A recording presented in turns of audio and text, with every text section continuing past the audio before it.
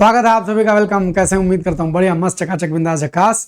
आ गए हैं हम 25 प्रश्नों की यह महत्वपूर्ण श्रृंखला लेकर, और जिसके अंतर्गत हिंदी का एक बेहतरीन जबरतरीन अभ्यास, और आप सबने जो थ्योरी पढ़ी है उसको यहाँ चेक कर रहे हैं इस टेस्ट के माध्यम से।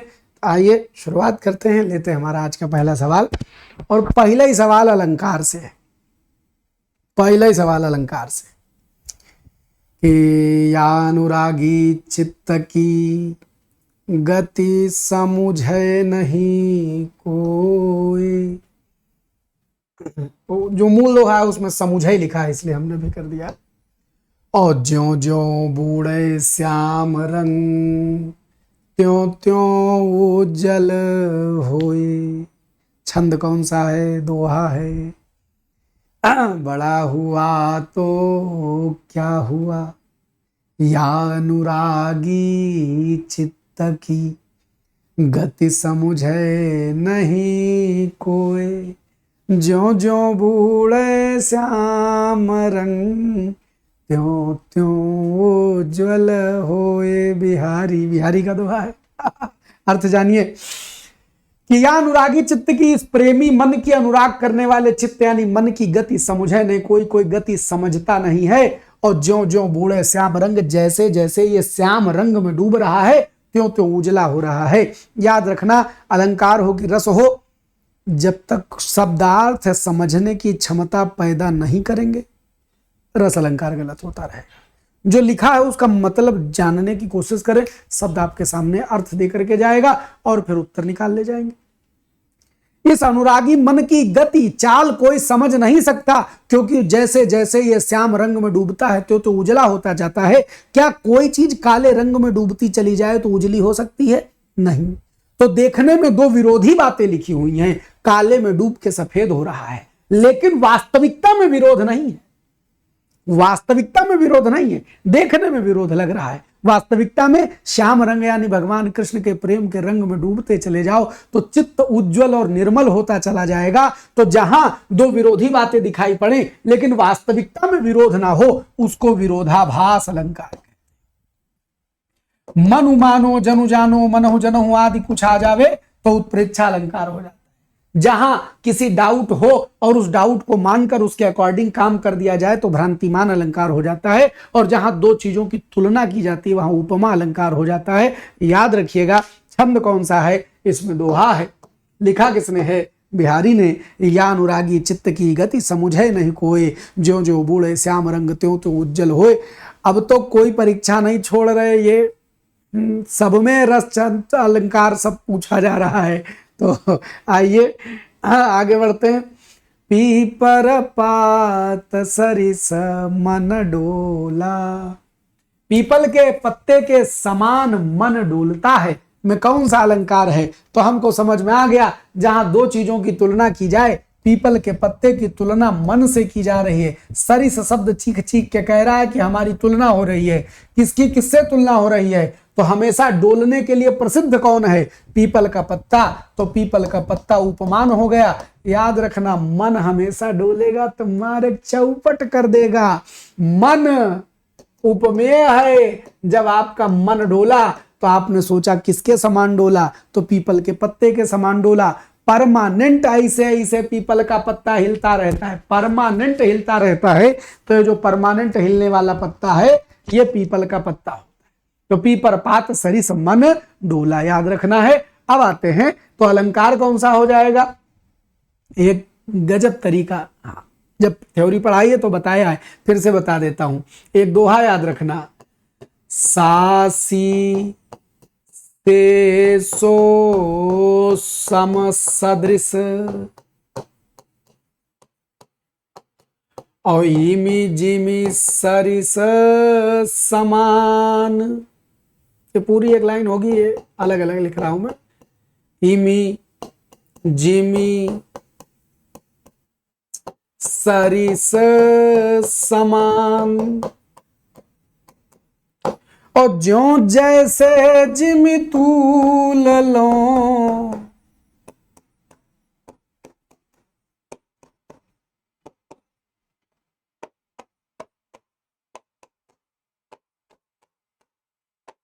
उपमावाचक जान, उपमावाचक जान।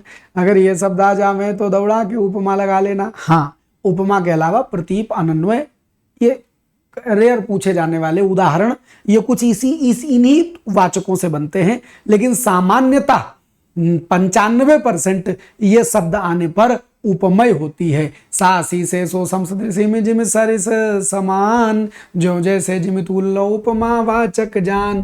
पीपल के पत्ते के समान मन डोला, ये सरिस आ गया तो उपमा लगा दो, कुछ सोचने की जरूरत नहीं है। विभावना, जहां बिना कारण के कार्य पाया जाए वहां विभावना। रूपक, जब उपमेय उपमान को एक कर दिया जाए। जैसे पीपल के पत्ते कहा जाए कि मन पीपर पात है, मन पीपर पात है, तो रूपक अलग हो जाएगा। अगर हम कहें हरि पद कोमल कमल से, भगवान के चरण हरिपद कोमल हैं, कमल के समान, देखो सासी से सो समसदृश, तो क्या हो गया?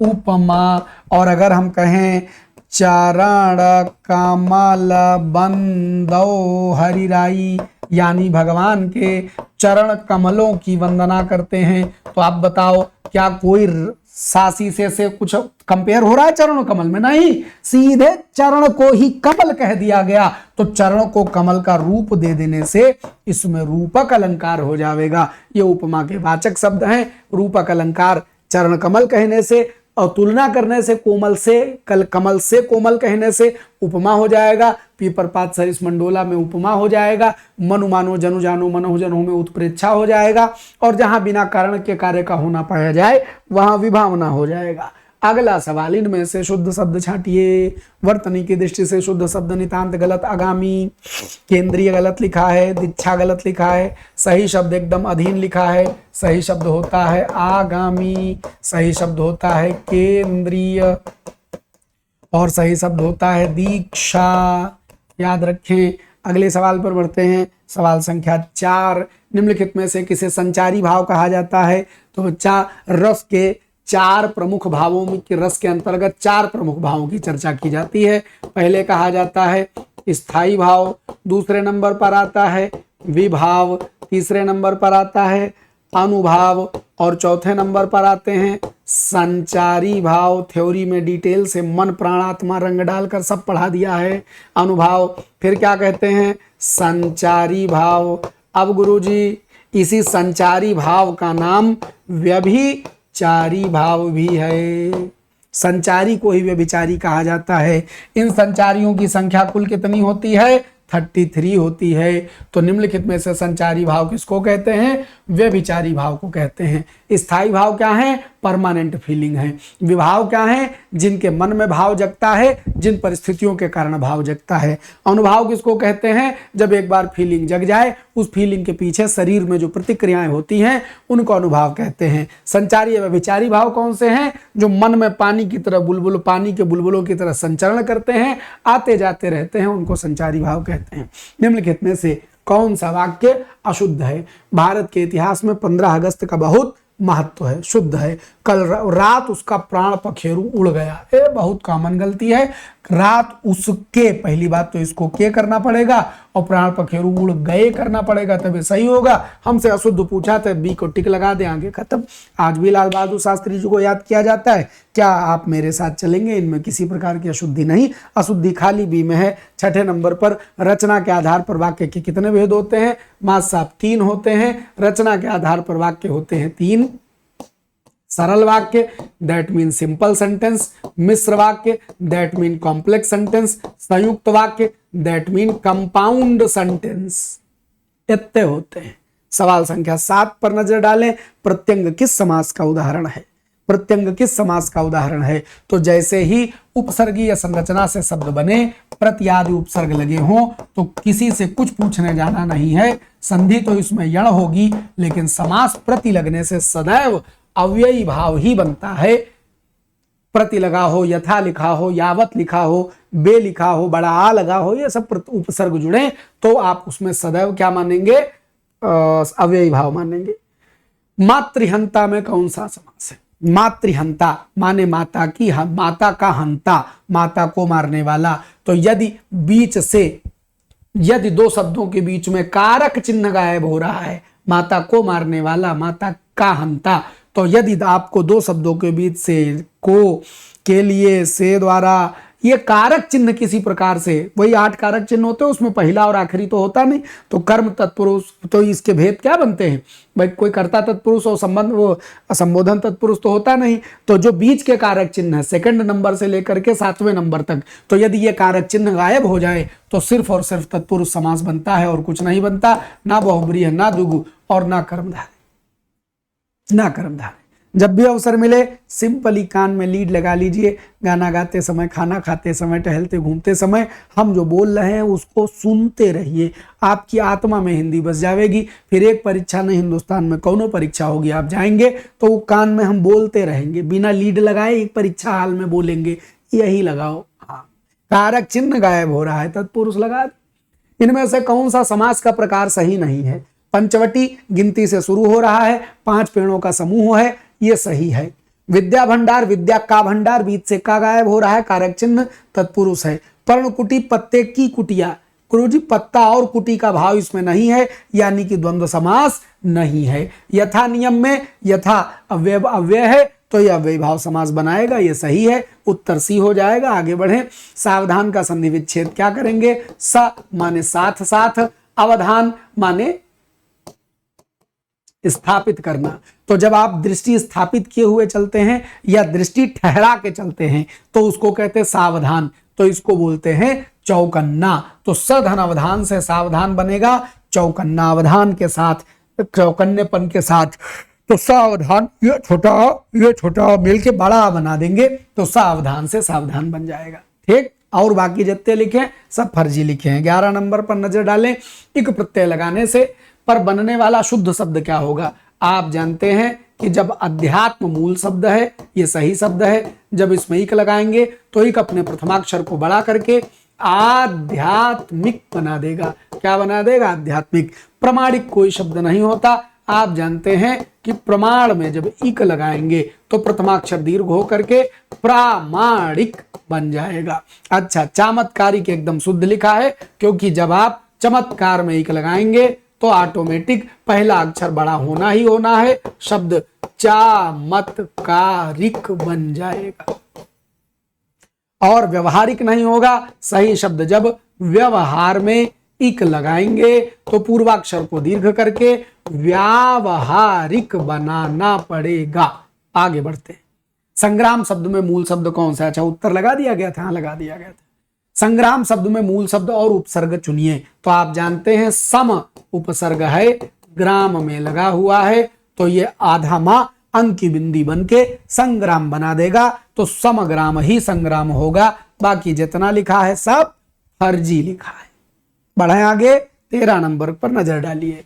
13 नंबर जी, सिंह की गर्जना या सांप की फुंकार किस उद्दीपन विभाव है?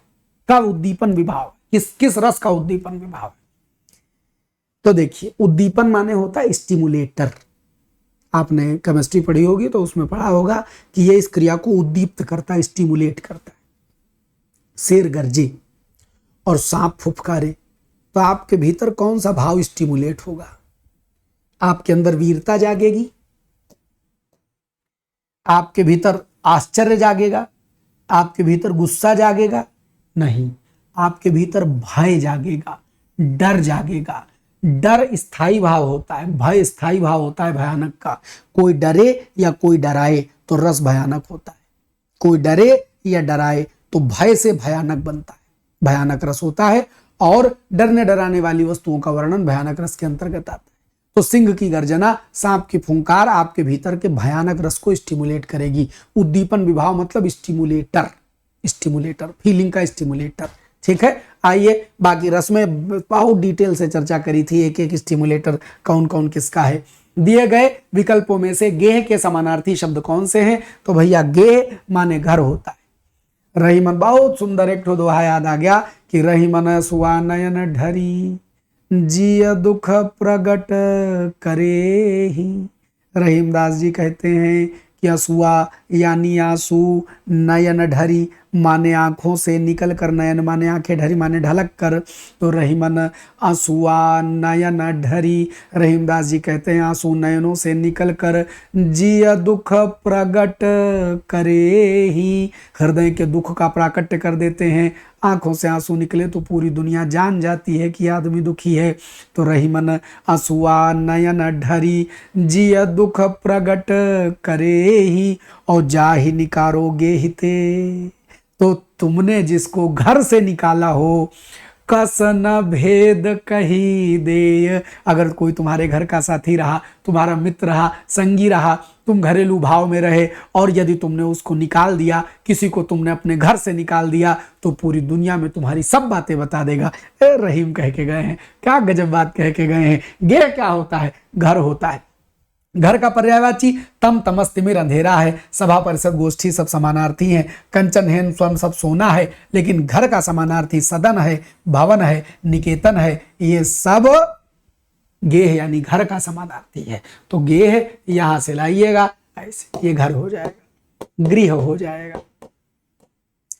रहीम जैसी नीति सिखाने वाली बात दुनिया में कोई कही नहीं। रहीम के दोहे नहीं है, जिंदगी का सबक है। दुनिया के 315 मोटिवेशनल स्पीकर तुमको क्या पढ़ाएंगे, और ये इंस्टा की रील देख देख के तुम्हारी जिंदगी में कुछ न जाएगा। रहीम का एक दोहा पढ़ लो, जिंदगी सुधर जाए।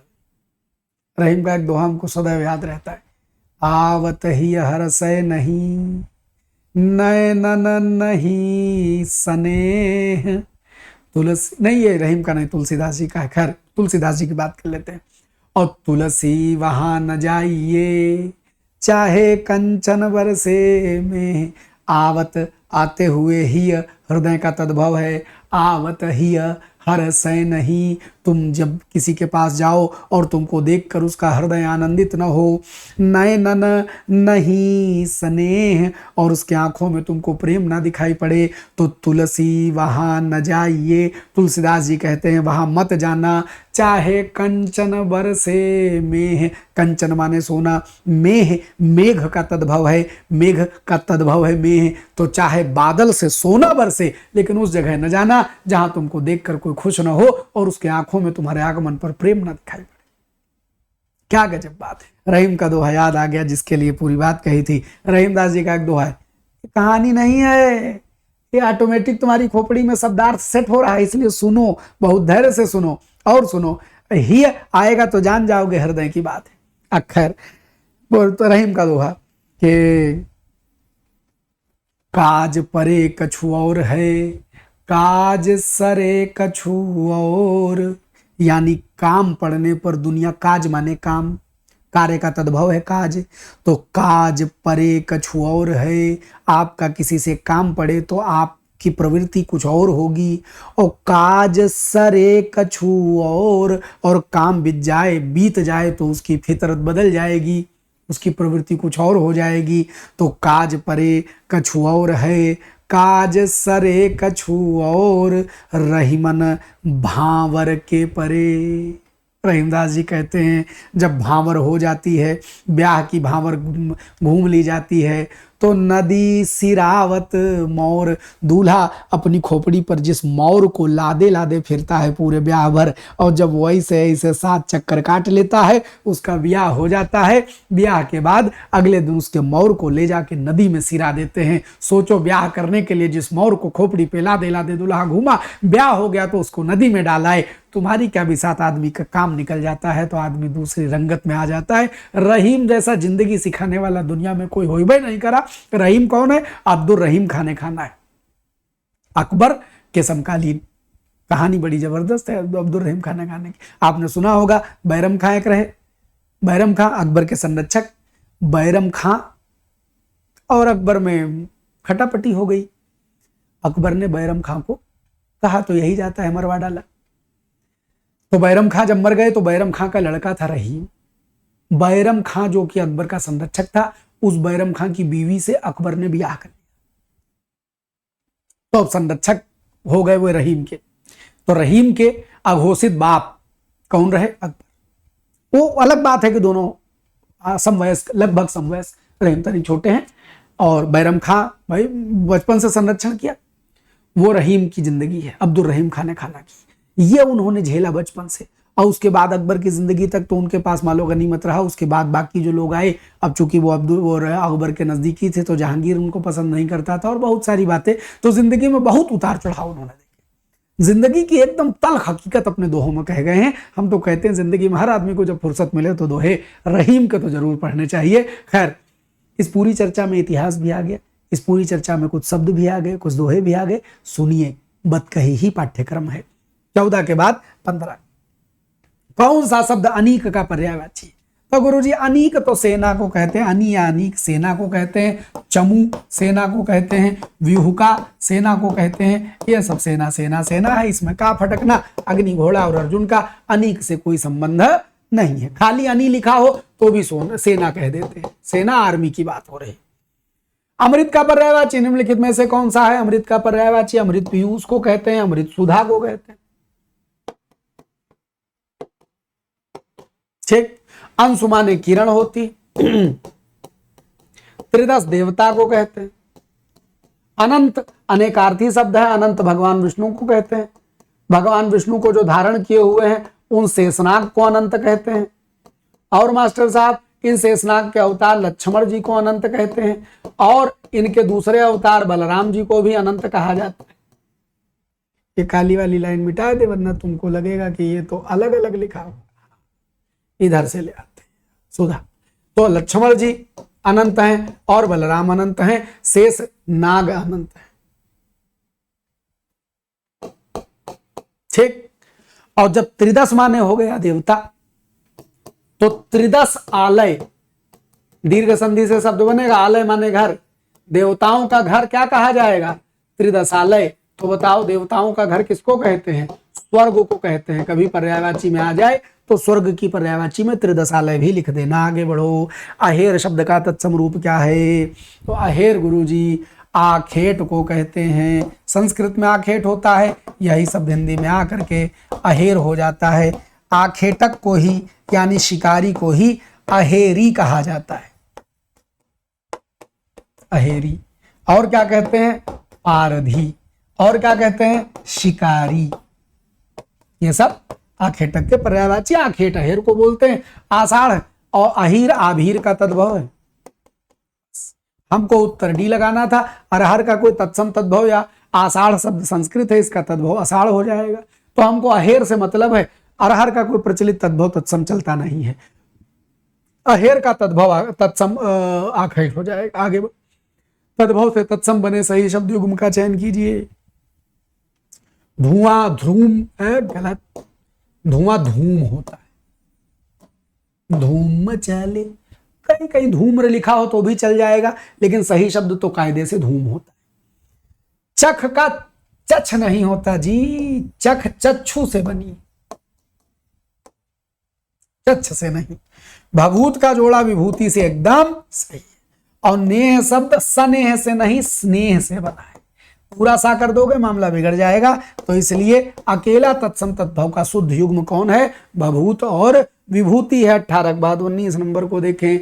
वह खा रहा था, काल याद करिए पढ़ाया है। मैं तो रास्ते से जा रहा था। पास्ट वॉज इनकम्प्लीट, भेलपूरी खा रहा था। तो काल में अपूर्ण भूत हो गया, मैं क्या करूं? When past is incomplete, खा रहा था, जा रहा था, नहा रहा था, अपूर्ण भूतकाल। आगे बढ़े। उसने टेढ़ी चाल चली। वाक्य में कौन सा कारक? तो भैया, जब वाक्य में कारक को अंडरलाइन करके न दे, कौन सा कारक है, और अंडरलाइन न करे इसमें कौन सा, तो आप देखिए कि वाक्य में जिस कारक चिन्ह का प्रयोग किया जाए वही मान लीजिएगा कारक। कारक चिन्ह ने आया है तो ये ने कह रहा है, इसमें कर्ता कारक है। कुछ सोचने और विचारने की जरूरत ही नहीं। लिखा होता मैं बस से घर गया, और पूछा जाता वाक्य में कारक कौन सा है, तो मैं वाक्य का कर्ता है, भले इसकी बगल में ने नहीं लगाए। लेकिन अगर वाक्य ऐसा पूछा जाए जिसमें कोई अंडरलाइन ना हो, तो जो कारक चिन्ह दिया होगा वही कर्ता, वही वाला कारक तुम उत्तर मान लोगे। तो ने कारक चिन्ह दिया, इसीलिए इसमें कर्ता कारक लगा देंगे। हाँ, अंडरलाइन करता किसी को तो हमको बताना पड़ता कौन क्या, इसमें बाकी और कोई कारक है ये नहीं है, कर्ता कारक के अलावा कोई और कारक भी नहीं है। 21 नंबर, निम्न में से किस विकल्प में सकर्मक क्रिया का प्रयोग हुआ है? तो सकर्मक क्रिया का प्रयोग जब आप पाएंगे तो पाएंगे सकर्मक क्रिया चोर को पकड़ता है। अच्छा, बहुत कम सोता है, सोना अकर्मक है। लड़ता है अकर्मक है, युद्ध में लड़ता है अकर्मक है। तेज दौड़ता है अकर्मक है। चोर को पकड़ता है, पकड़ने के लिए चोर है। अगर चोर न होता तो क्या पकड़ते? क्या पकड़ना क्रिया बिना चोर के पूरी होगी नहीं, यानी इस क्रिया को एक ऑब्जेक्ट चाहिए। इस कर्ता को इस क्रिया को संपन्न करने के लिए need an object, that is why ये सकर्मक, बाकी सब। If verb needs an object to complete, तो ये ट्रांजिटिव वर्ब यानी सकर्मक क्रिया हो जाती। कर्ता दौड़े, कर्ता लड़े, कर्ता सोए, लेकिन कर्ता पकड़े तो क्या चाहिए? कुछ पकड़ने के लिए ऑब्जेक्ट चाहिए। तो अगर वर्ब को ऑब्जेक्ट की जरूरत है तो वर्ब सकर्मक है, और वर्ब को ऑब्जेक्ट की जरूरत ना हो तो अकर्मक है। कौन सा? संयुक्त क्रिया का भेद नहीं है। जबर सवाल है। देखो, ऐसे सवाल में बहुत डिटेल में नहीं पढ़ते हैं, फिर भी हम डिटेल इसकी व्याख्या भी कर देंगे। जब सवाल टफ लग भाषा का लगे तो छोड़ना मत, उसको चारों ऑप्शन पढ़ना। चारों ऑप्शन में कुछ ऐसा ऑप्शन में खेल होता है कि जो तुमको टफ लगे वो ऑप्शन से निपट जाएगा।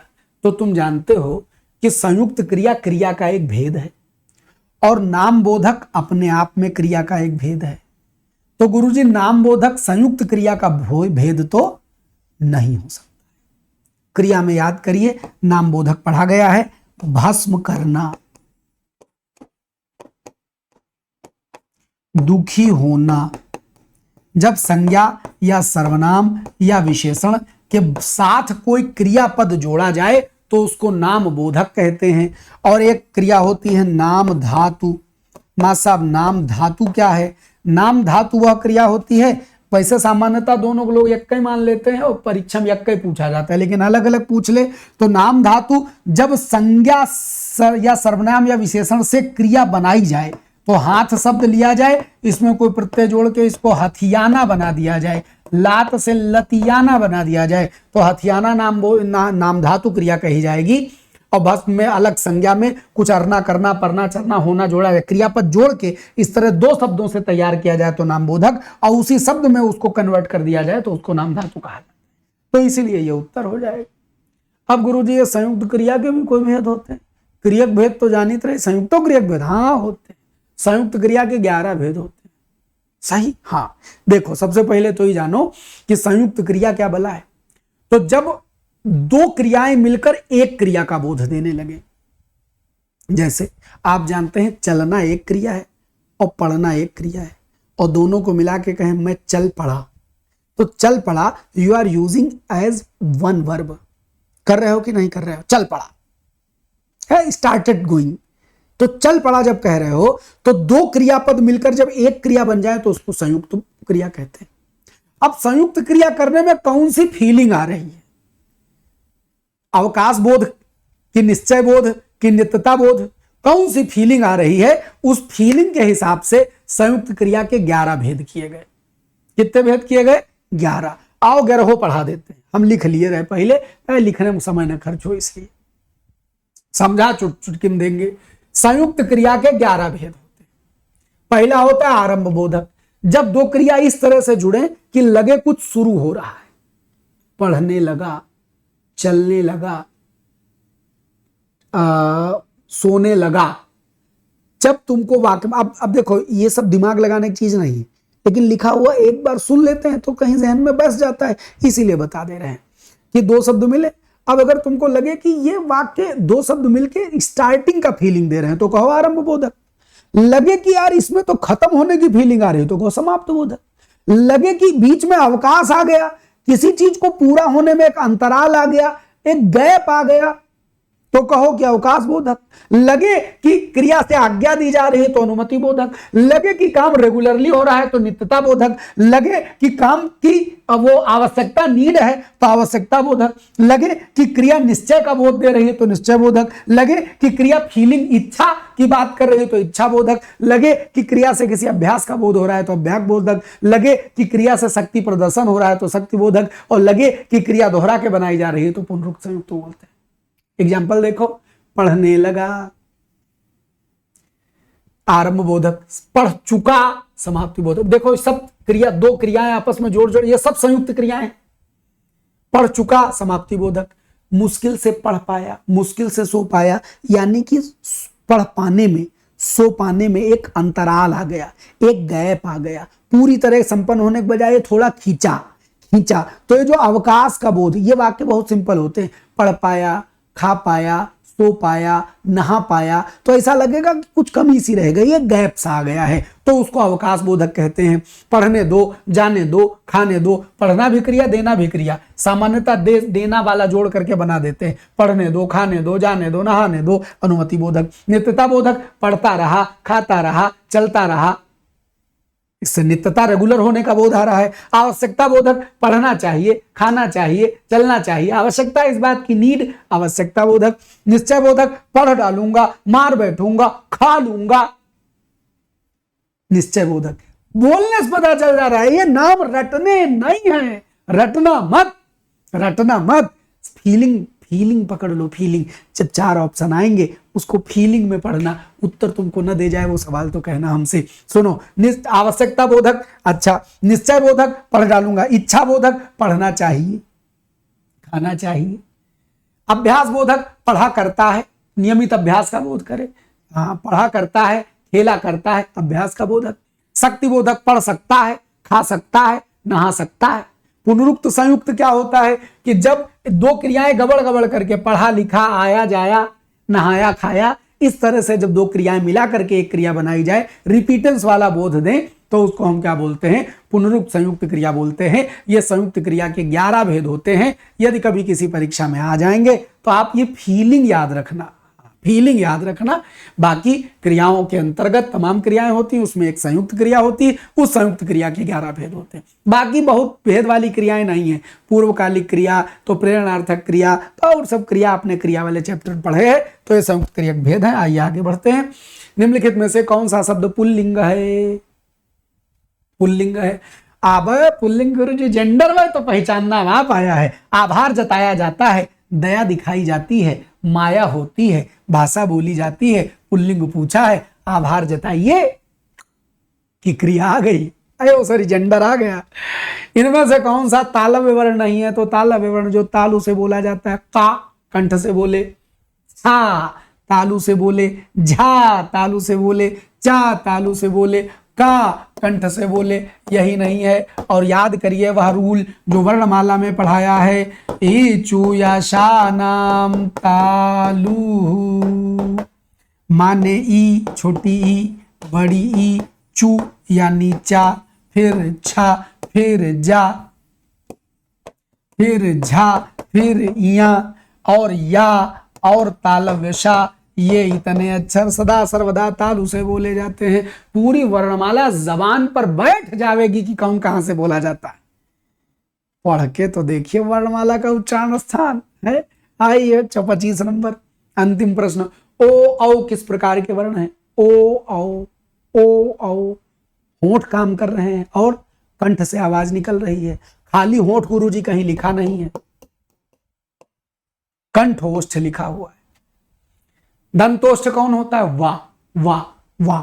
ये जो अकेला अक्षर है जो दांत और होंठ दोनों से निकलता है, वाह वाह वाह वाह वाह। ये होंठ, ये दांत चिपकता है वाह बोलने में। सब जल्दी से बोल दो, वाह वाह वाह वाह वाह। देख रहे, दांत होठ, दंतोष्ठ। और कंठोष्ठ कौन है? ओ। और एक होता है ए, कंठ तालु।